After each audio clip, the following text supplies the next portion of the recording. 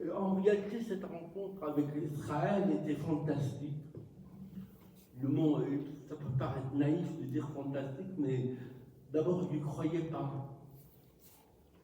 Je restais la première fois 1 mois et demi. Tous les jours, je ne croyais pas que j'étais en Israël. Comment est-ce possible? Le Syrien, le 20 ans peut-être avant, de l'autre côté de la frontière, je haïssais ce pays. Je maudissais les Israéliens. Je souhaitais leur mort, et là, je suis avec eux. Et je découvre cet amour à la vie. Je découvre un pays plein de ressources. Et surtout, plein d'humanité. Plein d'humanité à l'encontre, à l'adresse plutôt, de ceux qui le détestent et qui veulent sa mort. Moi, parmi les choses qui m'ont beaucoup surpris en Israël, à chaque fois je rencontre des gens, donc j'ai fait beaucoup de rencontres sur place avec des gens de tout horizon, politique, civil, etc., de la société civile, et de leur poser cette question: que pensez-vous des Palestiniens?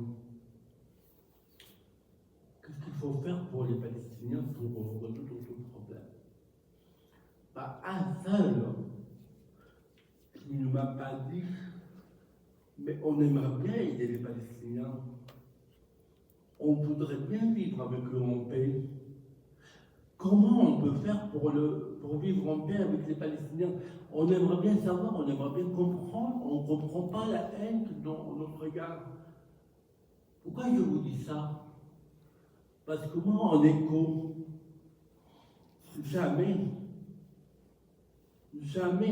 au grand jamais, j'ai entendu ces mots de l'autre côté. Jamais. J'ai entendu, on aimerait bien comprendre l'Israélien, pas l'aider. L'aider, c'est trop dur. Mais peut-être le comprendre, au moins d'écouter. Écouter. Accepter que c'est autre chose, mais l'écouter. Et ça, j'ai vu la compassion des Israéliens envers les Palestiniens.